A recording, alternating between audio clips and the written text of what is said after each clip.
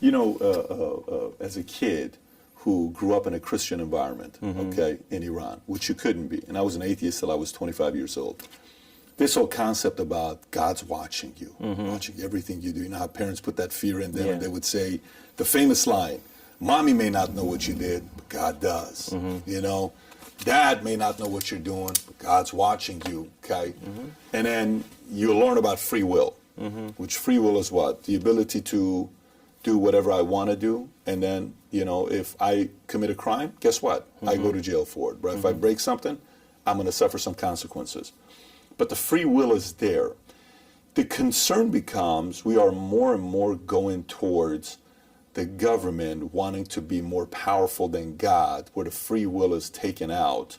That's a little concerning, where I don't have the ability to make a decision for myself because of an opinion you gave that may influence me in a way. And I'm not talking about your world. I'm talking more what happened during COVID specifically, how censorship was at a high, and this person's being censored, that person's being censored. You saw the other day with Babylon Bee put a story out there, and Twitter wouldn't reinstate, you know, bring them back up and reactivate them. And Babylon Bee's founder, him and I were communicating over the weekend.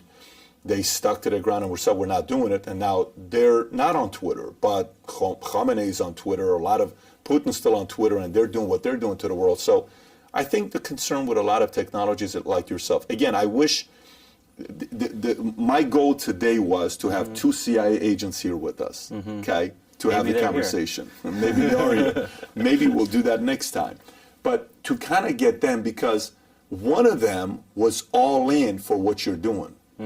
When I tell you all in, 100% all in for what you're doing. He says, believe me, America needs what those guys are working on, okay? There's only a few things that they have to be careful with. He kind of talked about the automated decision-making. He just didn't use those words. He explained in a different way.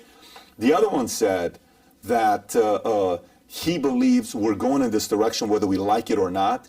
It's just who's in charge and running this, okay? So I sit here and I talk to you and I say, okay, nice guy. They don't watch any TV till 14. Reader, gaming, coder, that's what you did. Later on you built games. You did what you're kind of messing around with certain things. You didn't like authority telling you what to do. You kind of are the guy that if somebody tells you can't do it, you do it. So I'm assuming you're probably the guy, the more of these lawsuits you get, in a weird way, I feel you get more excited. You're like, come on down, you know, push us more, try to silence us. We're hosting the world's first ever Lawyer Appreciation Day in June in New York City. So you are? Yeah. Really? That's why I told our lawyers, I was like, look, you know, we're going to do this for you. And they've never had it before. They said, hey. Lawyer Appreciation Day. Oh my God. I've never heard of Lawyer Appreciation Day. Neither have them. But for me, they're some of the best in their field. I get to learn from them. I never had to deal with lawyers on this level, but now it's really interesting. Actually. Well, I'm sure they love you, man. That's like a big endorsement for lawyers, because they are necessary. But like Floyd Abrams, for example, he's famous for defending the New York Times and the Pentagon Papers case, a very strong First Amendment case against the government. He's one of your lawyers. He's one of our lawyers, right? He took on our case because he feels that, like, this is public information. It should be used by anybody. Would you want to live in a world where any of these companies can send a cease and desist, like Facebook, Google, and they dictate what's in the public square? I don't think that's the the right world there. We're hosting the world's first ever Lawyer Appreciation Day. It's going to be a lot of fun. We have a red carpet, photos. And, Lawyer Appreciation Day. Well, I think you're going to need the best lawyers, and I think you're going to need to keep lawyered up for a long time to do what you're doing, because.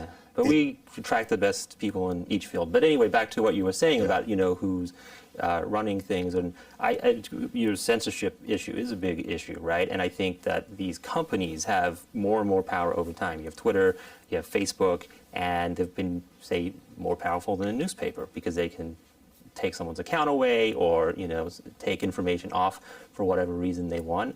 But I think in a lot of ways, the system we're working in is evolving, right? It learns from new information, and that could be around now. A lot of these mandates from masks and COVID have been lifted because, you know, a lot of politicians look at re-election and they say, okay, most people don't want to have these on all the time. So I think we're coming out a lot of the COVID crisis and things that happened there. So what's great about America, it's a very dynamic place, right? And the system that's set up with the judiciary and the Congress and the executive branch there's a lot of balance of power, and so things do swing back and forth. And I think that's what makes it great, because you do have, it takes the best out of its population and turns them into like great entrepreneurs and things like that. So I think it's still a special place, and there's always going to be concerns about those things, especially around censorship. It's a big deal, or things that could be over the top from the executive branch. But things go back and forth, and we're here, we're still talking, and your show's still on the air. I'm still allowed to be here. If you enjoyed this short clip, click over here to watch another short clip. And if you want to watch the entire episode, the entire podcast, click here.